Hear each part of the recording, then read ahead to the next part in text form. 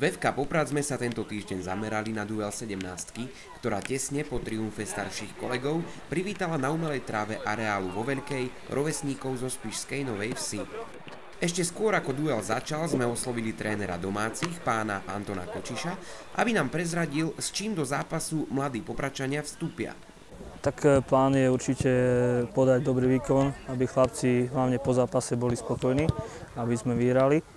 A očakávam určite dobrý zápas, pretože Spišská Nová Ves má dlhodobo dobré mužstvo a dobre robí s mládežou, takže tiež celú zimu trénovali na umelej tráve, na dobrom teréne, takže určite to bude dobrý zápas. Aj keď tie postavenia v tabuľke určite nie sú pre Spišku nejaké lichotivé, ale určite majú kvalitu na to, aby ukázali, čo v nich je, doopravdy je.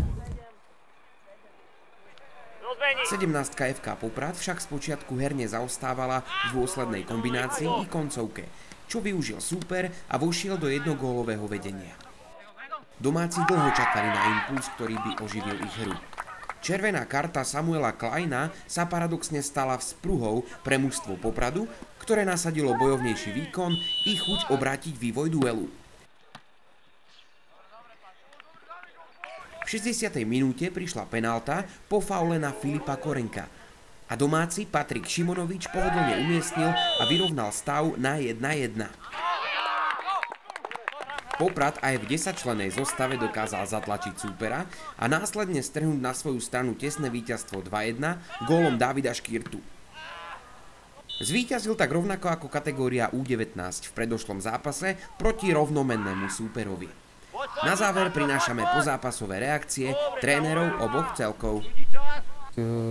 Začali sme taktikou zabezpečenou obranou a súpera sme nepúšťali do šanci, ale spoliehali sme sa na rýchle protiútoky, ktorý nám aj v 20. minúte jeden vyšiel a opäť sme sa spoliehali na dobrú defenzívu, takže prakticky prvý polčas sme súpera do šanci nepustili. Druhý polčas obraz hry sa nezmenil, stále sme sa snažili o rýchle protiútoky a darilo sa nám to až do chvíle, ktorá rozhodla, že súper dostal červenú kartu, že sme išli sami na brankára a vtedy sa domáci zmobilizovali a prakticky s 10 hráčmi otočili vývoj zápasu, takže mali väčšiu snahu po víťazstve a asi zaslúžene vyhrali, lebo o 10 hrali lepšie ako o 11, takže gratulujem k víťazstvu. Tak som hovoril pred zápasom, že to nebude jednoduchý zápas.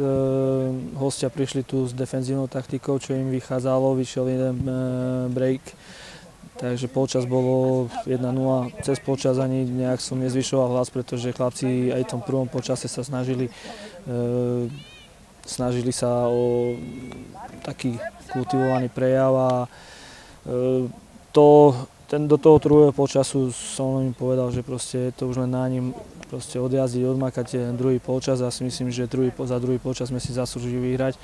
A paradoxom bolo to, že nám ich to nakoplo po vylúčení a po našej penálte, takže celkovo som spokojný. Veril som, že už ten zápas uhráme do úspešného konca, lebo v Poprade, ktorý je vedúce mužstvo tabuľky, aj remíza je veľmi cenná a si myslím, že troška nás sklamala ustrachánosť v závere, no ale tak gratulujem Popradu k víťazstvu, zaslúžene vyhrali. Bolo to len o vôli tých chlapcov, že chceli vyhrať, chceli ukázať, že právom patria na to prvé miesto a si myslím, že futbal sa dá hrať aj o 10. Myslím si, že sme boli celý zápas lepší a mali iba niekoľko šancí na gól, tak my sme mali ich viac, stále sme do nich bušili a vyšlo nám to nakoniec.